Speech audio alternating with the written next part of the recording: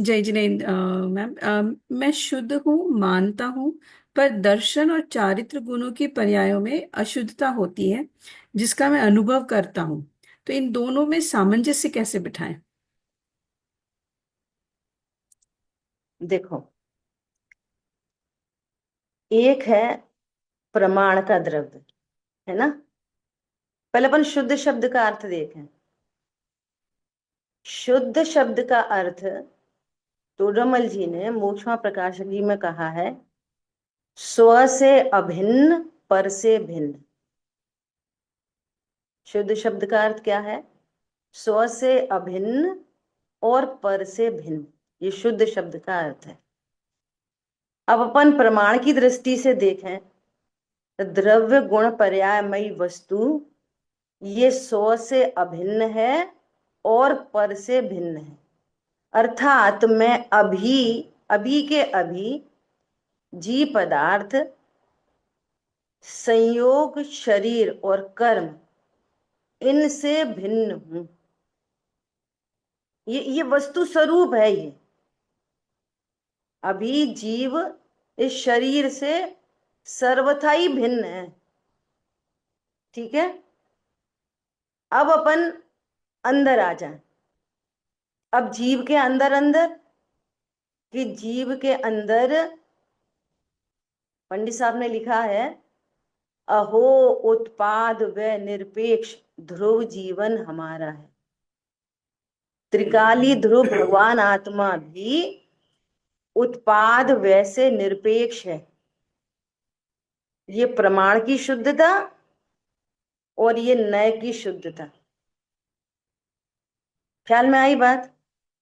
प्रमाण से देखेंगे तो एक द्रव्य दूसरे द्रव्य नो अड़तो नति, गुरुदेव श्री के तीसरे नंबर की गाथा, समय सार जी 3 नंबर की गाथा क्या कह रही है?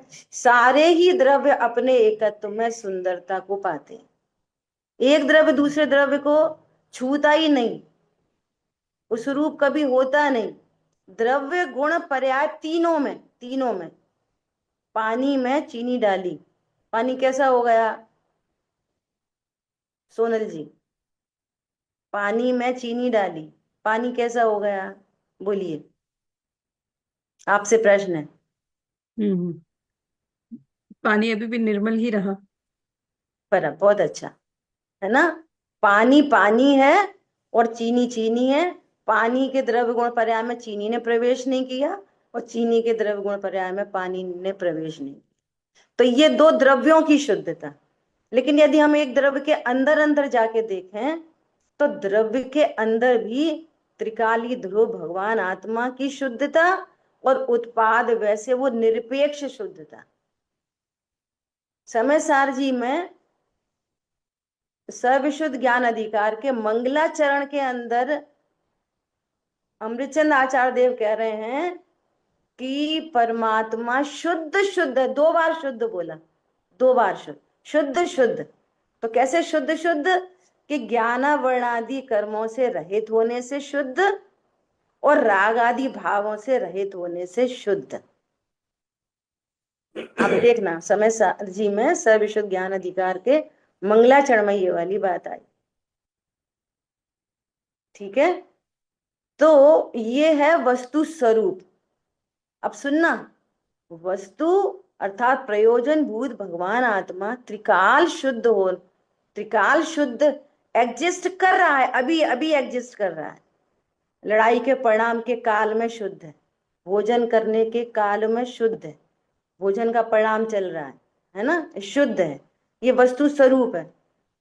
अब शुद्ध वस्तु को ध्यान से सुनना सभी लोग, शुद्ध वस्तु को अशुद्ध जानना ये अज्ञान।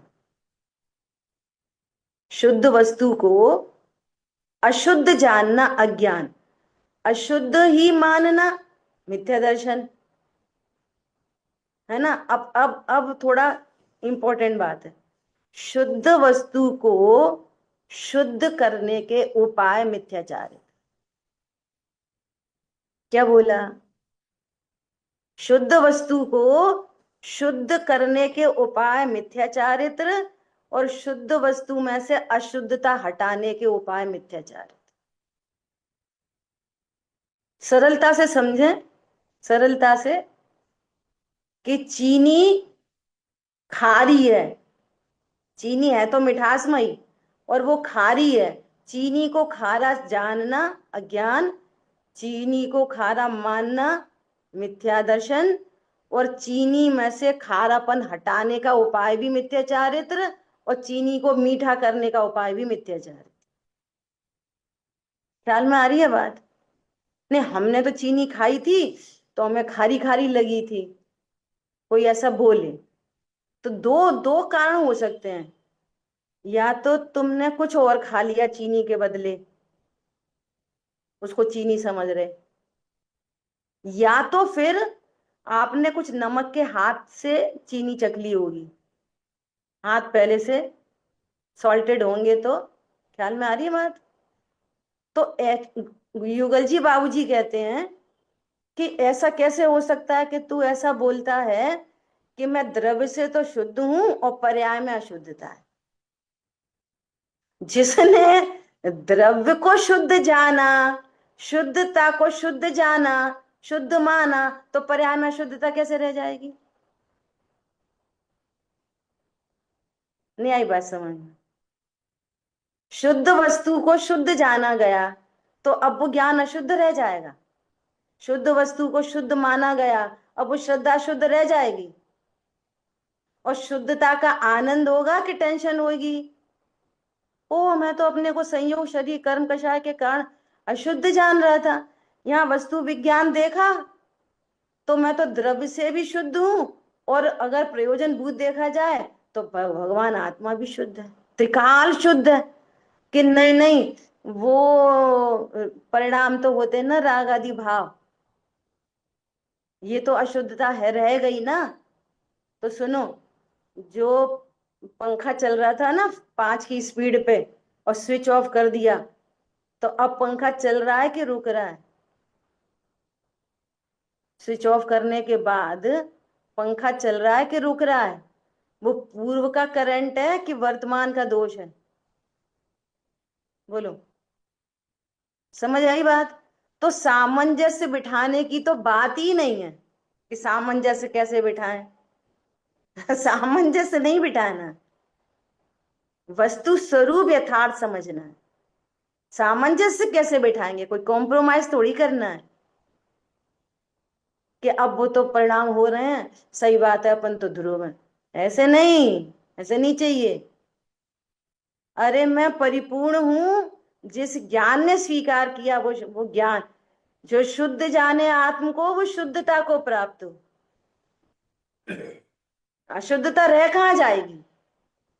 और जो शेष अशुद्धता दिख रही है ना, जो अप्रत्यखान प्रत्यखान संजुलन संबंधी 320 नंबर की गाथा में आचार्य भगवान कह रहे हैं कि चारित्र मोह के उदय में जो परिणाम भी हैं उनसे किंचित रज लगती है। कितनी? समुद्र में बूंद जितनी। 320 गाथा के भावार्थ में लिखा है।